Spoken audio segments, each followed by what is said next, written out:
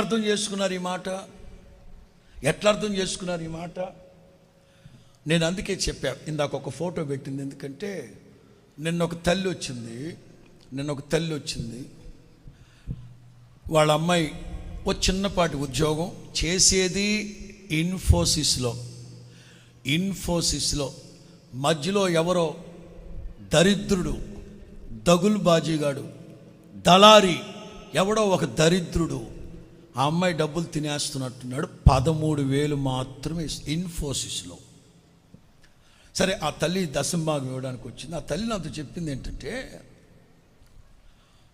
మా తోటికోడళ్ళందరిలో, మా కుటుంబాలందరిలో అందరికీ ఇద్దరిద్దరు మగపిల్లలు. నాకు మాత్రమే మొదట అమ్మాయి పుట్టింది, ఆ తర్వాత కొడుకు పుట్టాడు. ఆ రోజే అనుకున్నాను, కూతురు పుట్టినప్పుడు, ఎందుకు ప్రభువా ఈ కూతుర్ని ఇచ్చావు? అందరికి ఇద్దరిద్దరు మగపిల్లల్నిచ్చి ఎందుకు ప్రభువా ఈ కూతుర్ని ఇచ్చావు? కూతురు అంటేనే భారం, దీన్ని పెంచలేక చావాలి. ఏంటి ప్రభువా దీన్ని బ్రతుకుచానా అని చాలా బాధపడిందంట.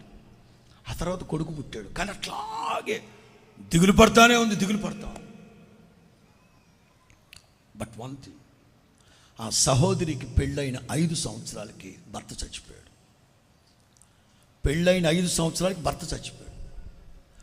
ఇక ఈవిడ మిషన్ తొక్కి కాలంతా జారిపోయింది.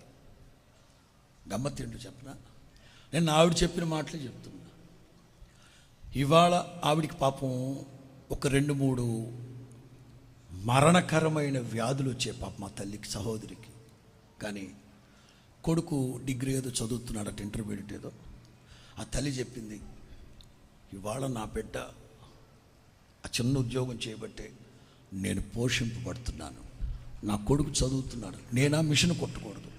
ఆ రోజున ఈ కూతురు అసలు పుట్టకపోయింటే బాగుండు, మగపిల్లలైతే బాగుండనేది. ఈరోజు నా బిడ్డే నన్ను పోషిస్తూ ఉంది, నా కొడుకుని పోషిస్తూ ఉంది. అందుకే చెప్తున్నా, ఆడపిల్లైనా మగపిల్లైనా దేవుడిచ్చిన వరం. వివక్ష చూపొద్దు, పక్షపాతం చూపొద్దు. ఆడపిల్లైనా మగపిల్లైనా. ఇక్కడ ఏమంటున్నారు? 7 కుమారుల కంటే పెట్టు బాబు, అది పెట్టు, బొమ్మ పెట్టు. Daughters are not a tension, daughters are equal to 10 sons. 10 మంది కుమారుల కంటే ఒక్క కుమార్తె బెటర్. కొట్టండ్రా మీ దుంపదగా. సిగ్గుని కొడుతున్నారు, సిగ్గు లేకుండా కొడుతున్నారా? ఆడపిల్లే అంత బాధ్యత కలిగి ఇంట్లో ఉంటే మీరెంత బాధ్యతగా ఉండాలరా? ఆ తల్లికి బాసటగా ఉండాల్సిన భర్త చనిపోయాడు. పోషించే కొడుకు అనకంటే జీవనాధారం ఆడే ఆ తల్లికి. ఆడిని కోల్పోయింది. కానీ రూతు గ్రంథంలో చూస్తాం, రూతు కుమారుని చేతిలో పట్టుకుని ఊళ్ళో వాళ్ళు అందరూ అంటారు, ఏమ్మా నయోమి, వీడు మామూలోడు కాదు.